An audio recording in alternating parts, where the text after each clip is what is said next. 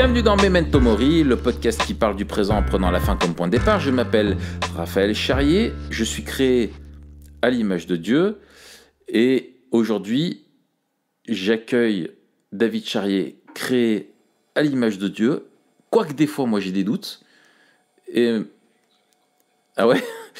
Et Mathieu, qui est pasteur à Étup. Créé à l'image de Dieu. Et en vous regardant, je me demande si Dieu est chauve. Non, ça c'est l'effet de la chute des cheveux, mon gars. Ça c'est la chute. Mais comment tu peux dire ça? Mais, tu te rends compte? Tu veux dire que Pétrolane a un effet un peu rédemptif? Mais tout à fait. C'est la Il rachète les cheveux. Qui s'infuse dans tes cheveux pour la ralentir. Tu vois, c'est la grâce commune dans le shampoing. C'est la grâce commune qui ralentit la chute des cheveux. Qui ralentit, qui freine, qui endigue la chute des cheveux. C'est pas si pire que ça pourrait être. Voilà. Et qui voilà. Par contre, ça fait chuter ton budget à fond. Parce que c'est alors, on parle de Pétrolane, mais tout ça, en fait, c'est pour dire qu'aujourd'hui, on va parler d'image de Dieu avec toi, Dave. Voilà. Attends. Et tu sais pourquoi... Quand il fait comme ça veut dire qu'il va faire une blague nulle. Gagne la course. Oui, Raph, quoi? Tu sais pourquoi l'âne gagne la course? Parce qu'il a du bon pétrole. Parce que l'âne ralentit la chute des chevaux. Putain, dis-toi, je la connaissais. Non, Pedro l'âne. Elle est pourrie. Les amis, je vous demande pardon pour mon frère, j'ai jamais eu l'occasion de le faire en live. Je suis désolé. Non, mais elle est connue, celle-là. Il a été créé avant moi, donc il est une sorte d'image un peu brouillon. Un modèle. Je suis un mentor. Ok, c'est parti. Ok. Dave, on t'invite parce que tu es un spécialiste. Ah ouais. Ouais. Merci, vous avez la bonne personne en face de vous. Non. Je crois que juste tu m'as invité, j'ai eu l'occasion de faire un devoir pour la fac dessus. Donc je pense qu'il y a encore quelques séquelles de ce devoir, même si... Voilà. T'as eu ta note? J'ai pas eu ma note, je suis bien content, parce que sinon j'aurais dû la dire en live. Non. Tu nous l'aurais dit avant, et suivant la note, on t'aurait invité ou pas. Oui. Voilà, c'est ça. Donc en fait, on prend un risque, parce qu'on est créé à l'image de Dieu, et que Dieu est un Dieu audacieux. Et du coup, aujourd'hui, on va parler de l'image de Dieu. En gros, les questions qu'on veut se poser, c'est, voilà, comment est-ce qu'on définit l'image de Dieu dans les grandes lignes. Alors on est bien conscient que c'est un sujet qui est hyper important, mais qui est hyper vaste et qu'on ne peut pas aborder dans un simple podcast. Mais on va aborder ça pour derrière se poser la question justement par rapport à notre vision du monde et à ce qu'est Memento Mori, c'est vraiment de vivre avec une vision biblique du monde au quotidien. C'est de se dire, comment le fait d'être à l'image de Dieu aujourd'hui, dans un monde qui est séparé de Dieu, qu'est-ce que ça doit impliquer et comment, justement, Memento Mori, se rappeler que, justement, un jour, on sera devant Dieu, qu'on est appelé à un destin qui nous dépasse et qu'on vivra dans sa présence. Comment est-ce que tout ça doit nous impacter? Dave, justement, comment est-ce que cette notion-là d'être créé à l'image de Dieu, donc on rappelle, c'est pas une notion, c'est une parole de la Bible, où Dieu a dit faisons l'homme. Il a déclaré, il a déclaré faisons l'homme à notre image. Qu'est-ce que ça sous-entend pour toi dans les grandes lignes? Ouais. J'aime bien que tu utilises le mot déclarer, c'est une déclaration divine. Dieu, il a déclaré, il a choisi que ce soit l'homme et la femme qui soient créés à sa ressemblance. Ça n'a pas été les étoiles, ça n'a pas été les animaux, ça n'a pas été les anges, même s'ils reflètent, toute la création reflète qui est Dieu, mais c'est une déclaration divine qu'on trouve au début de la Bible. Faisons l'homme à notre image, à notre ressemblance. Et du coup, le texte en Genèse, il ne précise pas la nature de cette ressemblance.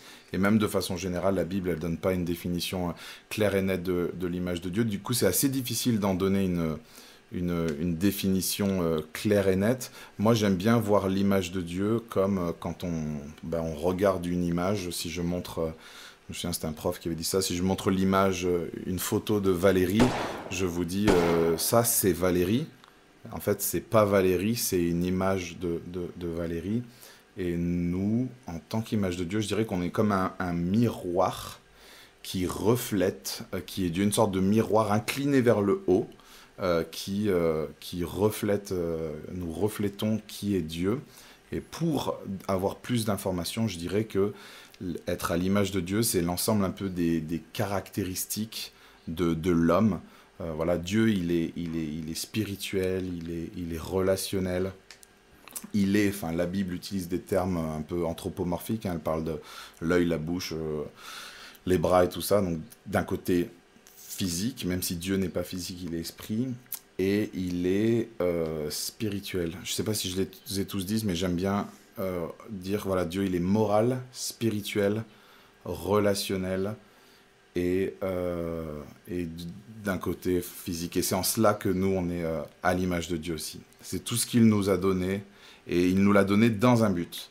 Voilà, donc on est un miroir, on est cet ensemble de caractéristiques dans le but de réaliser le mandat, la mission qu'il nous a donnée, qu'on trouve juste après la déclaration divine de l'homme à l'image de Dieu. Excellent.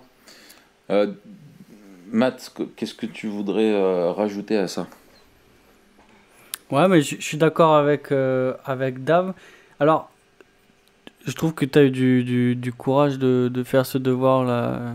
De toute façon, tu étais obligé, mais ça a dû être un peu impressionnant parce que c'est une des notions qui est à la fois très importante dans la Bible et sur laquelle on a peu de définitions, peu de données. C'est-à-dire que personne ne peut être en mesure de dire avec assurance « je sais ce qu'est ou ce que recouvre l'expression ». Et c'est ça, tu vois. Moi... elle est induite, enfin déduite plutôt. Voilà, c'est ça. Moi, j'aime bien la conception de l'image de Dieu qui prend en compte aussi, peut-être d'une manière particulière, pas la réduire à ça, mais prend en compte d'une manière particulière la question de la vocation, pour plusieurs raisons. D'abord, on voit que la première mention, et peut-être la mention fondatrice de l'expression image de Dieu, elle est au sein du mandat créationnel, en Genèse 1, 26 à 28. Et donc, quand Dieu dit « faisons l'homme » à notre image, selon notre ressemblance, c'est au sein du mandat culturel qui donne à Adam et Ève de dominer sur la terre et de la développer, d'en prendre soin, etc. Et ensuite, on voit aussi des échos particuliers, notamment dans le psaume 8, où il est dit qu'il a fait Dieu a fait l'homme de peu inférieur à Dieu. Et après, peut-être qu'on en parlera, mais pour moi aussi, une des données intéressantes, c'est la reprise du psaume 8 en Hébreu 2, je crois, et où, dans Hébreu 1, on a la mention que Jésus est celui qui est l'image parfaite, l'empreinte de Dieu, et en Hébreu 2, l'auteur aux Hébreux nous dit que c'est l'homme véritable, en fait. C'est le vrai Adam, c'est celui à qui Dieu a tout soumis, il a tout mis sous ses pieds. Et en fait, moi, je trouve un truc beau. Personne n'a été plus homme que Jésus. Voilà. Et je trouve que justement, une des manières de définir, ça ne nous avance pas beaucoup, mais je trouve que c'est juste, et que ça nous avance quand même un peu, c'est de dire que l'image de Dieu, elle se comprend dans ce qu'est être humain. Être créé à l'image de Dieu, c'est être humain, et être humain, c'est être créé à l'image de Dieu. Et en somme, quand on est en Christ, on retrouve à la fois notre vraie identité, créée à l'image de Dieu, et notre vraie vocation, la vocation du mandat culturel, mais qui est être humain en fait. Être humain dans l'alliance de Dieu sur terre. Et en fait, on est le plus humain possible et on n'a jamais eu pour vocation d'être Dieu ou de s'extirper. Et ça c'est pour ça que c'est une notion aussi qui me tient à cœur, parce que ça casse un peu le dualisme, où il faudrait devenir autre chose qu'humain, et notamment dans la matérialité de l'être humain, dans le fait d'être un être corporel, physique, pour s'élever au-delà, alors que toute la rédemption nous dit qu'en fait, c'est être humain. Ouais. Le vrai destin des humains, c'est être humain. C'est pas devenir autre chose. Ouais, c'est pour ça que je prenais l'idée de l'image au début en disant c'est pas ma femme, c'est une photo de ma femme. C'était pour un peu éviter le côté de divinisation de l'homme qui des fois même souvent se prend pour Dieu, quoi, ou pense qu'il a du divin en lui. C'est tout ce qui va un peu avec le New Age et tout ça. J'aime bien, juste, je termine avec une citation de Frame. Frame, il découpe un peu la question de l'image de Dieu en deux. Lui, il joue sur image et ressemblance, et puis il parle de la dimension morale d'un côté, de la dimension vocationnelle de l'autre, etc. Mais il y a cette phrase qui, je trouve, résume bien. Il dit « L'image de Dieu embrasse tout ce qui est humain. » C'est ça, tout à fait. Moi, pour clôturer là-dessus, sur ce portrait un peu impressionniste, on fait des petites touches par-ci par-là. C'est bien impressionniste, Mathieu? Je dis pas de bêtises? C'est ça. Bah, tu vois, quand même. Hein. J'ai pas fait les beaux-arts. Alors, incroyable. je voudrais. Il y a quelque chose que je trouve extraordinaire. Et c'est Calvin qui le fait ressortir dans son commentaire sur la Genèse, où il dit que c'est seulement quand Dieu crée l'homme qu'il utilise la formule « faisons l'homme à notre image ». Et pas Dieu créa au commencement, Dieu était, Dieu créa, etc. Et en fait, il induit que tu as une consultation en Dieu lui-même. Alors, on sait par la suite de la révélation que Dieu est trinitaire, mais que tu as une consultation qui est soulignée seulement à ce moment-là pour vraiment mettre en avant la singularité que seul l'homme est créé à son image, et d'être créé à l'image de Dieu, du coup, induit quelque chose qui est très fort, c'est la notion de filiation, c'est-à-dire qu'on est là pour être sur terre par rapport à tout le reste de la création. Seuls nous ressemblons à Dieu. Et dans la ressemblance, l'enfant ressemble au Père, quoi. Et donc tu as cette idée qu'on doit lui ressembler dans ce qu'on est, c'est ce que disait Dave, dans le fait qu'on est des êtres spirituels, intellectuels, émotionnels, etc. Et qu'on est aussi créé pour l'imiter et le refléter sur la Terre. Et là, ça rejoint cette notion de mandat culturel. Et en fait, finalement, moi j'ai une autre image, c'est de dire, en fait, il y a un seul original, c'est Dieu. Voilà. Et nous, on en est tous des copies, mais pas des copies au sens des pâles copies ou simplement des duplicata, mais dans le sens où que Dieu nous communique qui il est en nous, quoi. Tout ce que nous sommes nous vient de lui. Et ça, je trouve que c'est quelque chose de merveilleux, c'est que pas seulement notre âme, une partie de nous est créée à l'image de Dieu, mais c'est l'ensemble, tout l'entier de l'homme est créé à l'image de Dieu. Et c'est pour ça qu'il était à la base avec une vie qui était immortelle, que la mort n'était pas là, parce que Dieu est immortel. Il nous a créé un corps, et notre corps est là pour être un instrument qui soit au service de l'expression du fait qu'on est créé à l'image de Dieu, et que nous, si on est créé totalement différent, avec une intelligence différente et tout ça, ça nous permet de plus refléter qui Dieu est dans la création. Et quand tu as, même dans Romains 1, où on dit que toute la création est là pour refléter et révéler qui est Dieu, finalement, c'est l'homme suprêmement dans la création qui révèle qui est Dieu, quoi. Et ça, c'est merveilleux. Du coup, aujourd'hui, là, comment est-ce que ça doit impacter cette notion-là d'être créé à l'image de Dieu? Comment est-ce que ça impacte concrètement au quotidien notre vision du monde, de la culture, des gens, de tout ça? Qu'est-ce que nous, en tant que chrétiens, ça change dans notre regard par rapport à quelqu'un qui est totalement athée ou qui est d'une autre religion? Qu'est-ce qui est singulier chez nous dans notre regard sur notre monde, le fait de savoir que nous sommes créés à l'image de Dieu? Alors désolé, je vais peut-être être nombriliste au départ, parce que tu parles de notre regard sur le monde, mais déjà notre regard sur nous-mêmes, premièrement, c'est un privilège énorme de réaliser qu'on est créé à l'image de Dieu. Matt, tu as mentionné le psaume 8, qui dit « Qu'est-ce que l'homme pour que tu te souviennes de lui, et le fils de l'homme pour que tu prennes garde à lui. Tu l'as fait de peu inférieur à Dieu, et tu l'as couronné de gloire et de magnificence. » Waouh! Comme je disais, Dieu, il n'a pas choisi les galaxies, les plantes ou les animaux pour être à son image, mais bel et bien l'homme et la femme. Et du coup, c'est un privilège de fou qu'on a. On a été couronné de gloire et de magnificence. Alors, bon, il y a des choses, on peut en parler, qui sont perdues. Mais premièrement, je dirais c'est un privilège énorme. Et du coup, il impacte aussi comment on va voir l'autre. Il va impacter comment on va considérer l'autre, l'homme et la femme doivent être traités avec dignité parce qu'ils sont créés, eux aussi, à l'image de Dieu.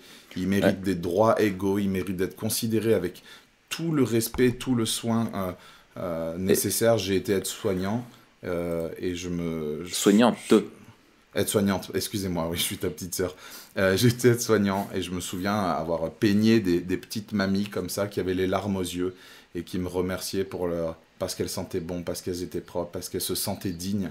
Des familles aussi qui remerciaient le personnel soignant. Et c'est vrai que voilà, peu importe la vieillesse, l'handicap, la maladie, tout ça, on doit considérer l'autre comme étant à l'image de Dieu. Et on doit en prendre soin. Et du coup, je pense que ça met de côté tout ce qui est racisme, tout ça, ça devrait être inexistant dans la bouche du croyant et dans la bouche de tout homme qui réalise ça, quoi.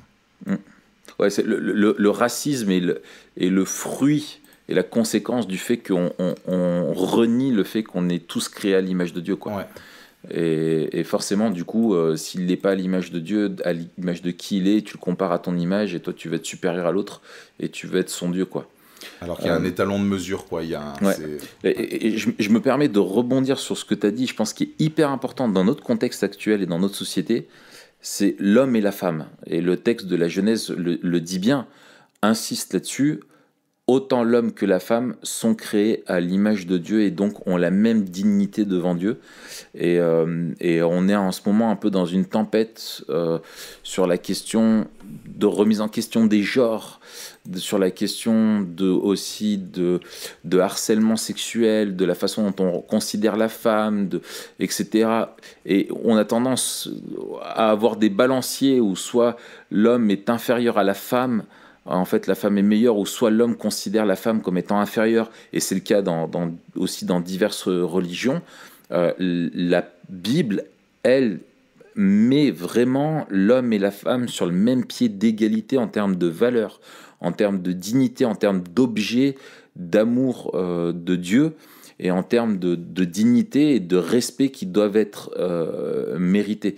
Et ça, et toute forme de vie derrière, toute forme de race, toute forme même le mot race, compris dans le sens, il y a une seule race d'un point de vue biologique, mais toutes les ethnies, toutes les origines, quel que soit ton rang social, on a tous la même valeur parce qu'on est créature de Dieu. Et en face de toi, t'as pas un singe savant, t'as pas le fruit d'une évolution, t'as vraiment quelqu'un qui est créé à l'image de Dieu. Et ça doit donner une dignité intrinsèque à la personne. C'est ce que disaient de grands philosophes au siècle dernier. Faut pas me prendre pour un âne, tu ne respectes ni l'homme ni la femme. Écoute ce style. Je suis pas une déballonne, tu me feras pas croire que tu respectes la femme et l'homme. Excellent. Énorme. Ouais. C'était qui les deux là? C'était Raga Sonic. Raga, ouais. Raga Sonic. Ouais. Vas-y, man. Je trouve. Ouais, c'est super important de rappeler ça. Et c'est super aussi important de voir qu'en fait, notre théologie, la manière dont on voit Dieu et dont on considère ce qu'il a dit, va orienter notre vie pratique et à des conséquences éthiques. Et donc je pense qu'on a vraiment intérêt en tant que chrétien à réfléchir à des thèmes comme ça à ce que Dieu dit pour apprendre à vivre en société et avoir des arguments qui ne soient pas juste pragmatiques, mais ancrés dans ce que Dieu a voulu pour l'humanité dans le monde qu'il a créé, quoi. Ouais. Et j'aime trop ce que Blocher dit. Blocher, il dit que l'image n'est pas l'original et que l'image n'est rien sans l'original. Et je pense que ça nous montre notre dépendance vis-à-vis de Dieu et ça nous fait réaliser que, voilà, comme on dit, il faut regarder à l'original et c'est là qu'on va pouvoir puiser tout ce qui est nécessaire, on va pouvoir comprendre pour comment vivre notre vie, c'est de connaître l'original pour pouvoir plus lui ressembler. Si on est... Et puis la transcendance de Dieu fait que la création en image de Dieu transcende les cultures. Et j'aime bien Keller quand il met en garde contre une espèce d'impérialisme culturel. On a souvent tendance à... Une fois, j'ai discuté comme ça, on était dans un covoiturage et puis on parlait de moralité, enfin on arrivait à l'argument moral et à un moment donné, j'ai demandé comment vous définissez le bien et le mal à la personne avec qui je parlais. Et puis forcément, elle le définissait en fonction de ce que elle faisait ou pas.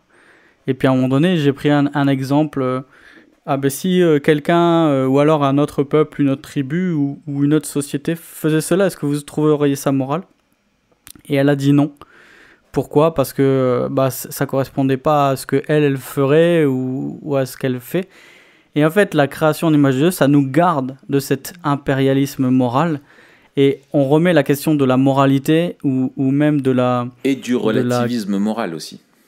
Exactement. C'est-à-dire qu'il y a quelque chose qui transcende, donc qui est objectivement là, qui nous empêche de remettre tout en cause et qui nous empêche aussi de se croire supérieur. En fait, c'est ce que Dieu dit et ce que Dieu fait, la mesure de tout ce qu'on dit et ce qu'on pense. Et du coup, par rapport à la culture, ça nous garde de voir des cultures entières ou des pans de la culture entière comme étant intrinsèquement mauvaises. Pourquoi ? Parce qu'il y a toujours des traces, des échos d'Éden, parce que l'homme est créé à l'image de Dieu. Ouais, c'est ça. Toujours une part de vérité. Je crois que tu en avais parlé dans le podcast de la semaine dernière, non ? Il y a toujours une part de vérité, que soit on parlait des chansons. Absolument, ça, ouais. absolument. Ouais, en fait, alors vous avez raison, vous pointez du doigt un truc qui est important, c'est que on est créé à l'image de Dieu, mais la chute, c'est-à-dire le fait que l'homme s'est séparé de Dieu par le péché en choisissant l'autonomie morale, justement, et aujourd'hui vit dans un monde où c'est l'homme qui tente de définir sa moralité, ce qui tente de définir un peu, placer toutes les bornes, etc., ne fait que aujourd'hui on demeure, enfin ce que je veux dire, oh là là, compliqué, mais on demeure créé à l'image de Dieu, mais la chute ne fait pas qu'on n'est plus créé à l'image de Dieu, nous a pas fait descendre de notre dignité, d'être créé à l'image de Dieu, mais par contre abîme l'image de Dieu. Et une fois, moi, pour expliquer ça à un pote, j'avais une feuille blanche, quoi, et je disais, voilà, tu vois, ça, on est créé à l'image de Dieu, et la chute, et en fait, ce que j'ai fait, c'est que j'ai écrasé dans mes mains la feuille, quoi. Je dis, tu vois, ça reste la même feuille, mais elle est toute cassée, toute cabossée. Et c'est un petit peu ça, quoi. C'est beau ce que tu dis. Mais, et en fait, et ce qu'opère Christ est dans la rédemption et la sanctification, c'est que, si je reste sur cette même image-là, c'est que petit à petit, il déplie, tu vois, cette boule de papier, il nous rend, tu vois. Il la repasse. Et après, il la couvrira d'or, tu vois, et d'une reliure parfaite quand on sera au ciel. Mais on est...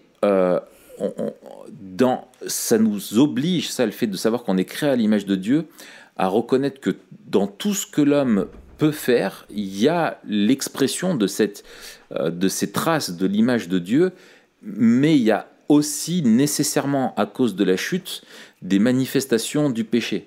Et ça nous protège encore une fois de ce fameux dualisme de croire que soit il y a des choses où c'est tout parfait ou tout acheté. Et tu retrouves les deux choses en elles-mêmes. Et ça explique le fait qu'on est à la fois aussi coupable et victime des effets de la chute, et dans ce qu'on vit, dans les relations sociales, dans le travail, dans toutes ces choses-là, c'est qu'on aspire à autre chose parce qu'on sait, et c'est ce qui fait pour moi le fait qu'on est créé à l'image de Dieu, qui nous pousse aujourd'hui dans notre monde actuel de se dire il y a quelque chose qui ne va pas. Et quand l'Ecclésiaste dit que Dieu a mis en nous la pensée de l'éternité, c'est oui, parce qu'on a été créé pour ne pas connaître la mort. On a été créé pour demeurer en vie tant qu'on restait dans la dépendance de Dieu. Et aujourd'hui, le fait qu'on soit confronté à la mort, qu'on soit confronté à l'injustice et tout ça, parce qu'on est créé à l'image de Dieu, on se dit, c'est pas normal, il y a quelque chose qui va pas. Si on n'était pas créé à l'image de Dieu, et ben justement, on dirait c'est comme ça, c'est l'évolution, ça avance, etc. Et c'est ce qui met une vision matérialiste du monde naturaliste avec l'évolution face à des contradictions et des conflits insolubles, dans le sens où tu dis mais tout est normal. Mais non, on dit que mais on ne peut pas vivre comme si tout était normal et naturel. On cherche à mettre une justice, on cherche une moralité, on cherche à exprimer de l'art, on cherche à... Voilà, etc., etc. Et là, on pourrait décliner pendant et c'est quand des heures. Tu sais, quand on dit, mais c'est fou, il y en a, ils regardent sur eux-mêmes ou sur le monde qui les entoure, et ils se disent, mais c'est fou, on est capable du pire comme du meilleur. Et en fait, c'est exactement ça, c'est qu'avec les capacités, ce que Dieu nous a donné, soit on l'utilise pour remplir notre vocation, soit on l'utilise pour justement l'inverse. Et on le voit bien au niveau intellectuel. L'intelligence de l'homme, elle a su être utilisée pour créer la bombe nucléaire, ou elle a été utilisée pour créer telle ou telle chose qui nous aide aujourd'hui à vivre mieux. Et quand tu vois, par exemple, des gens qui veulent, notamment, tu vois... par exemple, si on prend sur la question de l'avortement, on ouvre un gros dossier, mais tu as des gens qui veulent, qui disent, voilà, il faut pas que la personne arrive à la vie à cause, par exemple, si elle a une trisomie, par exemple, ou quelque chose comme ça. Mais en fait, la vision biblique du monde te dit que quelqu'un qui est trisomique a la même dignité, la même valeur, quel que soit ton handicap, tu es aussi, Dieu se plaît à exprimer qui il est aussi dans la faiblesse, dans le handicap de cette personne. Et en même temps, ça manifeste bien évidemment aussi une des conséquences de la chute qui est la maladie, des malformations, etc. Mais tu n'es pas que ça. Alors que quand tu oublies l'image de Dieu, tu ne vois que le trisomique. Et en fait, non, tu n'es pas trisomique. Tu es une personne qui est atteinte d'un problème, mais ta dignité est hyper importante et tu dois autant aimer et chérir la vie de quelqu'un qui a une trisomie que de quelqu'un qui est d'une autre couleur de peau que toi ou d'un autre rang social, etc., etc., quoi. Donc ça, puis la perte de la transcendance va avec la montée en flèche du relativisme, et on le voit avec toutes ces histoires d'antispécistes, c'est-à-dire les gars qui... Je rebondis sur ce que tu disais tout à l'heure, Dave, qui disait que en fait, malgré toutes les merveilles de la création qu'on voit dans l'univers et puis chez les animaux, c'est l'homme qui est créé à l'image de Dieu, et ça lui confère une valeur spéciale, un rang particulier. Et le spécisme, en fait, nie cela. Le spécisme nie qu'il y ait quelque chose de fondamentalement différent chez les êtres humains. L'antispécisme qui nie. J'ai dit quoi ? T'as dit le spécisme. Ouais, c'est l'antispécisme. En fait, l'antispécisme, peut-être pour faut ceux définir, qui entendent ça pour la première fois, c'est ceux qui nient la différence entre les espèces. Et donc, concrètement, on en arrive à des considérations comme est-ce qu'il est préférable de sauver un chien qui se noie d'un humain qui se noie ? Eh ben, on va considérer les mêmes facteurs pour le chien que pour l'humain, et on va essayer de calculer le droit de survie du chien par rapport à son âge, sa santé, etc. Et on pourrait arriver, c'est hypothétique mais c'est assez réaliste, à dire il vaut mieux sauver le chien pour avoir entendu certains. Exactement. Si le chien il est en bonne santé, et si le mec, je sais pas, il a un cancer, et si le chien il a 3 ans et le mec il a 62 ans, vaut mieux sauver le chien parce qu'il va vivre plus longtemps et il a plus de droits à vivre. Donc on arrive à une redéfinition de ce qu'est la vie humaine et de ce qu'est la valeur de la vie, qui est absolument effrayant, quoi. Ouais. Et je pense qu'on on doit pas passer, on ouvre des trucs là, mais on doit pas placer la vie animale au-dessus de la vie humaine, ne serait-ce que dans ce que... C'est un acte de rébellion. Et voilà, et on le C'est en voit soi dans Romains 1 et tout. Et j'aime bien, je sais plus où je l'ai lu pendant que je faisais mon devoir, c'était marqué quelque part, voilà, non, il a créé, les animaux ont été créés selon leur espèce, et nous, selon la ressemblance avec Dieu. Exactement. Magnifique. Et du coup, c'était un petit coup aussi envers la théorie de l'évolution. Voilà, où l'homme, lui, il a été créé de façon distincte. Il a été créé, c'est par Dieu, par sa parole, et c'est pas le résultat d'évolution progressive ou quoi. Et j'aime beaucoup ça. On le voit beaucoup avec Facebook. On a beaucoup de vidéos, la vie animale. Alors, je dis pas pour autant que la façon dont on consomme la viande ou dont on tue certaines bêtes et tout ça, mais vraiment, l'homme a une place particulière, l'homme et la femme dans le plan de Dieu. Et puis, Raphaël, tu parlais de tuer avant la naissance un être humain qui allait être handicapé. Qu'est-ce qu'on fait s'il naît en bonne santé et que d'un coup, il devient handicapé ? On le tue tout de suite après ? Ouais, parce qu'il est devenu 3 ans après la naissance, il est devenu handicapé. On tue cette personne. Je crois que le droit de vie ou de mort... il nous appartient pas, quoi.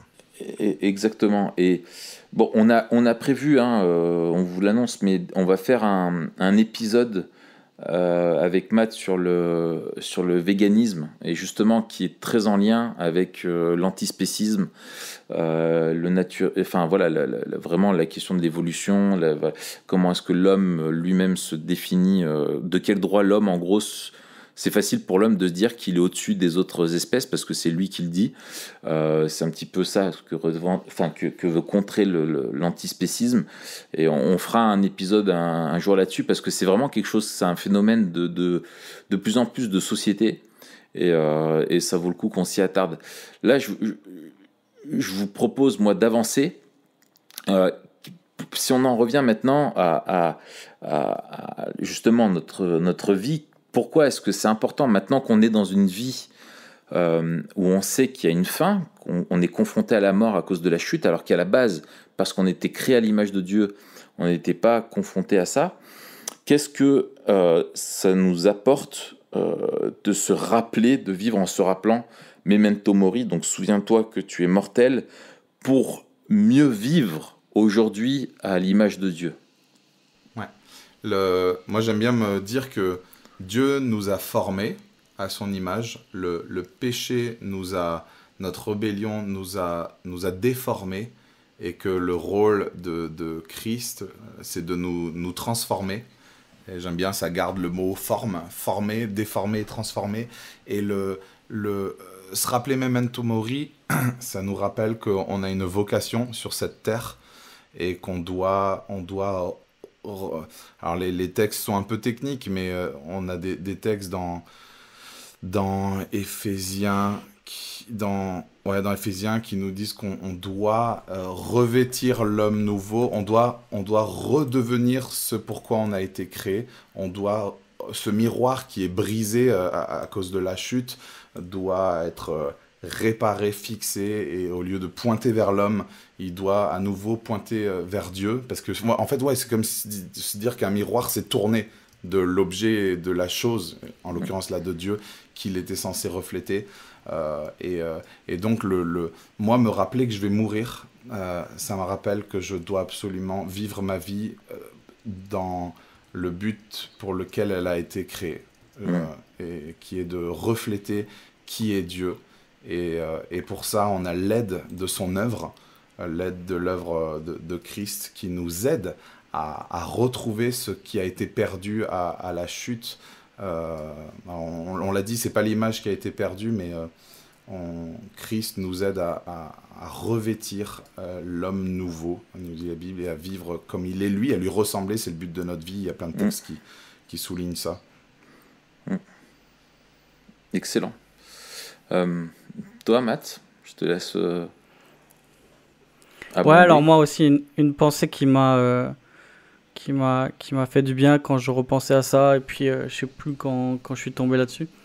Mais c'est de voir aussi que la manière dont on est transformé à l'image de Dieu, c'est en contemplant celui qui est l'image parfaite de Dieu Christ. Et donc en fait, on ne peut pas être humain vraiment sans la relation de subordination que Dieu a voulu pour nous dans son alliance. En fait, pour être humain, il faut vivre devant Dieu.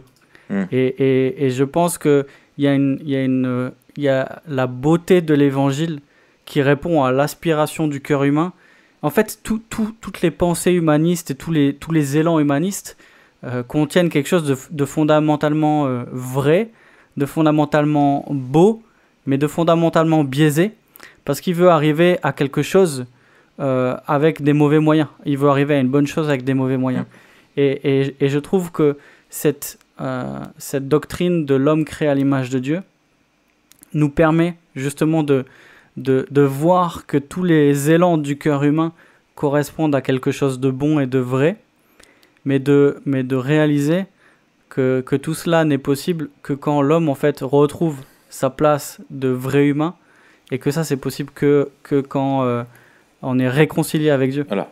Et donc le fait d'être memento mori, c'est aussi se rappeler qu'un jour on va retrouver cela, et qu'en attendant on vit les effets de la chute, on vit le monde tel qu'il ne devrait pas être, on vit dans un monde qui est pété, qui est tordu, qui est mauvais, qui nous cause de la souffrance, qui nous cause de la peine, et c'est dur de vivre dans le monde dans lequel on vit. Ouais. Et c'est même peut-être dur pour la majorité d'entre nous de vivre dans le corps dans lequel on vit aujourd'hui, à cause de la maladie, à cause de tous les effets de la chute. Et vivre memento mori, si se dire, voilà, ce que je vis aujourd'hui, ce que je suis aujourd'hui, c'est pas ce que je serai demain, et c'est pas ce que je vivrai demain. Et donc, ça m'aide en attendant à apporter autour de moi aussi ce message-là, le message de l'évangile, qui est de dire, en fait, on vit tous la même chose, on vit tous dans ce monde tordu, on est tous dans la souffrance, mais c'est pas ce à quoi on est, ce pourquoi on a été créé, ce à quoi on a été appelé. Il y a quelque chose d'autre, et ce quelque chose d'autre, on le trouve en Christ. Moi, alors, je suis content que tu parles de ça, parce que c'est quelque chose, moi, auquel je suis très sensible, et je peux pas m'empêcher de mettre en parallèle donc ce que la Bible appelle le mandat culturel, le fait que justement on est créé à l'image de Dieu, et donc on devait poursuivre la création de Dieu, c'est-à-dire que Dieu a tout créé et nous on devait l'entretenir, et donc s'inscrire dans une continuation par rapport au Dieu créateur.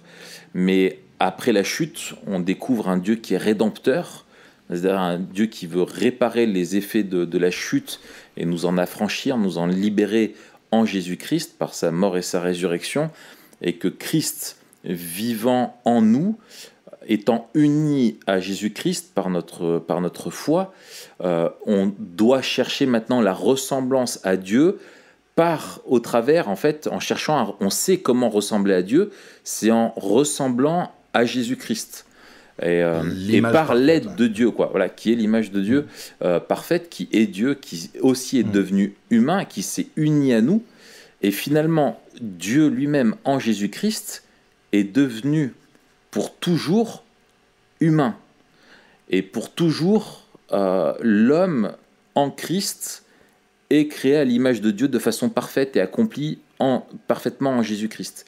Et en fait, nous étant en lui, ça, si on remet ça en lien, ça induit aussi dans ce cadre-là d'un monde qui est brisé, déchu, éloigné de Dieu, le mandat missionnaire, sur le fait que nous, on doit maintenant poursuivre ce mandat missionnaire, c'est-à-dire si on comprend le péché, quand on le considère au travers du prisme du fait qu'on a été créé à l'image de Dieu, c'est qu'aujourd'hui, alors qu'on était censé refléter Dieu, le représenter dans la création, en fait, on se représente, c'est le péché, c'est l'autonomie. C'est-à-dire que nous, on est séparés de Dieu et on vit pour nous-mêmes, et celui qu'on représente, c'est nous-mêmes ou Satan. Et en fait, c'est justement le mandat missionnaire, il est de dire à l'homme, non, on a été créé par Dieu, pour Dieu, et Dieu est venu sur terre pour régler la dette et pardonner notre rébellion et s'unit à nous en Jésus-Christ. Et aujourd'hui, on peut être réconcilié avec Dieu et recouvrir l'intention originelle de Dieu, et ce qui redonnera un sens total à notre vie, quoi. Voilà, restaurer l'image de Dieu en nous et dans tous les aspects. Ouais. Et aussi, moi, ce que je trouve vis-à-vis de Memento Mori, souviens-toi que tu vas mourir, quand tu rappelles ça et que tu n'as pas l'espérance chrétienne, Memento Mori, c'est la pire phrase que tu puisses entendre. Mais quand tu entends ça et que tu es chrétien, souviens-toi que tu vas mourir, c'est pas morbide. Parce que on sait qu'on n'est plus en danger vis-à-vis de la mort. Et parce que justement, on est unis à Christ et on sait que cette vie éternelle pour laquelle on sait qu'on a été créé, on a l'assurance de l'avoir, et qu'un jour, justement, toutes les vicissitudes, toutes les difficultés qui sont là, et c'est ce que tu disais, Matt, un jour ne seront plus. Et ça, c'est merveilleux.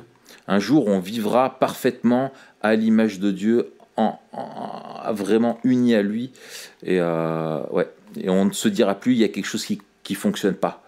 On ne sera plus dans cette tension-là, on sera pleinement à l'image de Dieu et on pourra s'éclater et faire cette vocation-là dans la nouvelle création, de dire tout ce pourquoi Dieu nous a créés, on va le vivre à fond. Ouais. Et on se souviendra de rien, il n'y a rien qu'on regrettera, il n'y aura rien, on sera avec l'original. Et pour l'instant, il faut qu'on passe du temps à le contempler, le regarder. Il faut passer du temps avec l'original pour être sûr de bien lui ressembler. Et ça, si on passe pas du temps devant c'est comme un peintre, hein, si je veux peindre un truc, si je ne regarde pas constamment l'original, je vais en faire une mauvaise représentation. Et les Écritures, la parole de Dieu se présente comme ça, quoi, comme étant dans Jacques notamment, où quand on se met face à la parole de Dieu, on se met comme face à un miroir où Dieu nous montre qui on est tel que nous sommes et qui il est lui, et mettre en pratique ces vérités-là, finalement, nous permettent de justement progresser et être transformés petit à petit à l'image de Dieu. Alors que si tu ne le mets pas en pratique, tu oublies tout ça et tu reviens à ton ancien modèle et tu te regardes toi-même, quoi. Bon, écoutez, c'était riche, les amis. C'était riche comme un barbecue avec un peu trop de viande. Ouais. D'ailleurs, si vous mettez 5 étoiles et que vous vous abonnez, vous aurez une image. Vous aurez une image Panini. Une image Panini, non pas de Dieu, mais de Ousmane Dembélé ou Antoine Griezmann, envoyé par la poste par Mathieu. Et Mathieu, c'est génial que tu fasses ça. Gentil. Que dalle. À la semaine prochaine. Voilà, abonnez-vous. Merci David d'avoir passé ces temps avec nous. Merci pour ce jingle là que j'entends en fond, qui commence à monter et qui me donne envie de bouger la tête et qui fait tourner la mais qu'est-ce que c'est? C'est aussi un son de canard en plus du jingle. Ouais, je t'en mets quand tu veux. Oh là là. Et pourquoi il y a un son d'usine derrière? Je shoot le canard. Un son de... Oh mince. La violence. Ok, et attends, à la semaine prochaine. Dave, bisous. C'est Mathieu qui a fait un gros prout à cet instant-là. Ah mais non, mais c'est pas possible. Oh pétard. Ah là là, mais c'est terrible. Mais comment qu'est-ce qu'on peut Moi j'allais faire dire, avec il y a un orage qui arrive, tu vois, un truc un peu beau, machin, où on aurait terminé avec des bruits d'éclairs et la pluie. Toi tu parles d'un prout qui... Oh là là. C'est fou ce qu'on peut faire. Mais c'est vraiment... Alors, tu fais des blagues nulles. J'entends un bruit de cirage comme sur un parquet. Et en fait, c'est le bruit, ça vient de faire... Tu viens de te gratter la tête et ça a fait ce bruit-là tout lisse. c'est dégoûtant, Mathieu. On arrête, sinon Dave, il aura trop de boulot. C'est ça. Et puis, un bruit d'un moteur de Lamborghini. Ah ouais, finis là-dessus, s'il te plaît. Allez. Ah ouais, un bon 2, bruit bien vénère, 3, tu sais, d'une et ça Lamborghini. ronronne. Voilà. Oh purée, ça ronronne bien fort. Quoi. Excellent. Allez, Ciao les gars. ciao, ciao. Ciao. Bye. Bonne nuit, Dave.